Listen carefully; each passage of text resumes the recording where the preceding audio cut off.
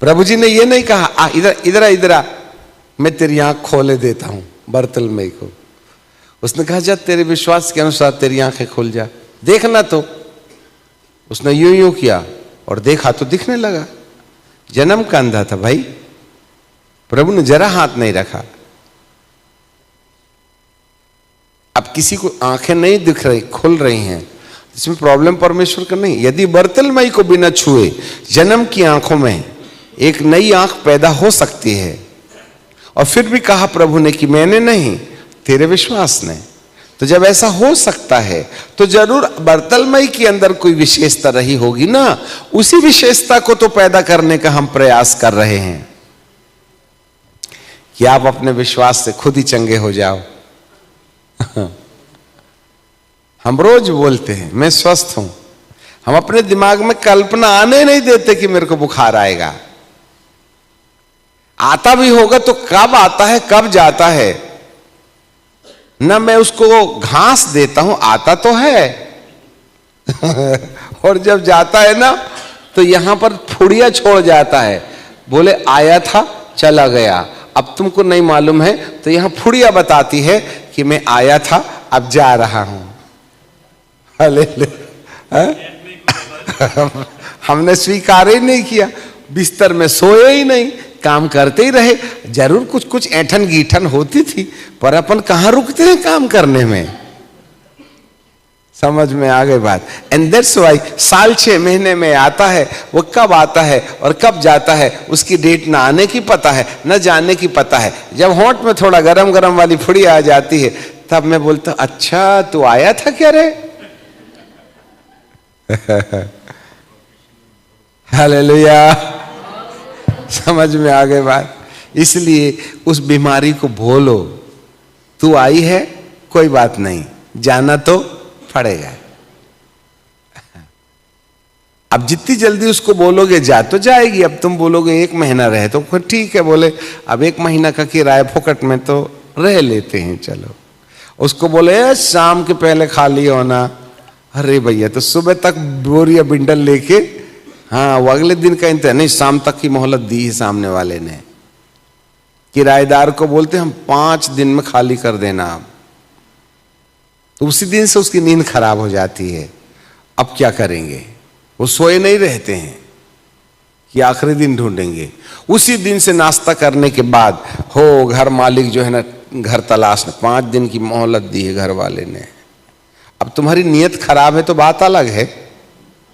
नहीं निकलने की कसम खा के बैठे हो, वो नहीं ढूंढता है, नहीं ईमानदार, वो बोले 5 दिन के बाद जाना है।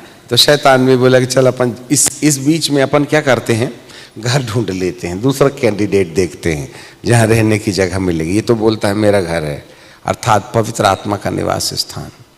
देखो जो बोलता है ना पानी के ऊपर खड़े होकर के मैं हूं, वो साधारण नहीं है, वरन एक असाधारण व्यक्ति है।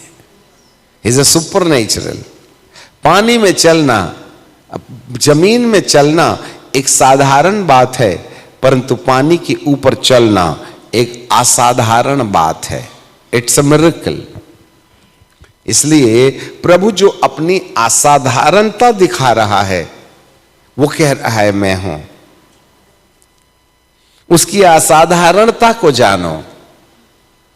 और बाइबल कहती है जब पतरस पानी पर चल करके नाव पर गया ना, तो जितने चेले थे वे सब मुंह के बल गिर गए और कहने लगे हे प्रभु सचमुच तुम परमेश्वर के पुत्र हो।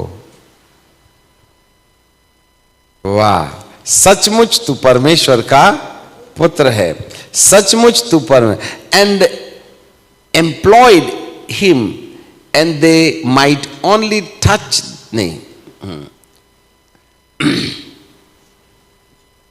33 में, and those in the boat worshipped him saying truly you are the son of God. सच में तू परमेश्वर का पुत्र है। ट्रूली, सही में तू परमेश्वर का पुत्र है।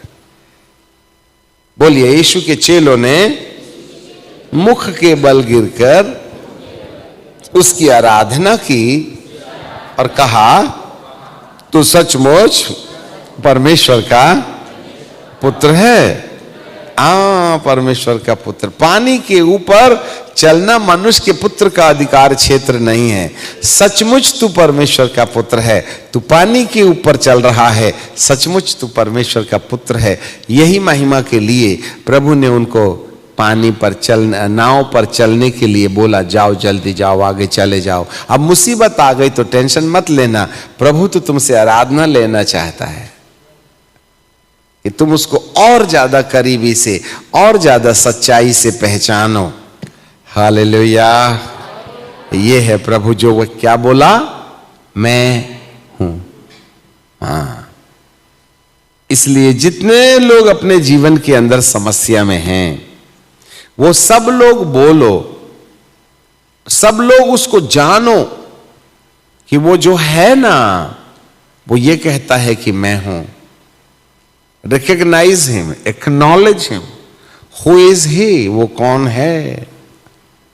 मेरे प्रियो, ऐसा कुछ करने के लिए हमें प्रभु से प्रार्थना करने की जरूरत है। पिता परमेश्वर आपके साथ बना रहे।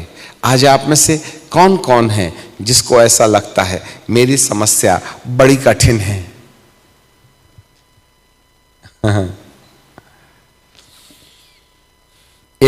अभी हम एक गवाही सुन रहे थे, प्रभु के दास थे, हमारे मित्र हैं।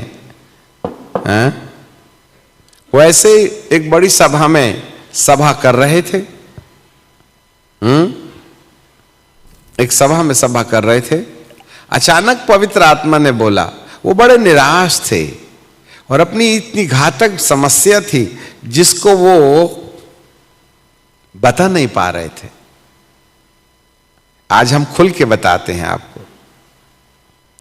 तो प्रभु के दास नहीं जानते थे, वो बराबर ताली बजा रहे हैं, परंतु अंदर ही अंदर वो बहुत व्याकुल था और अपनी समस्या को उसने आज तक किसी को नहीं बताया।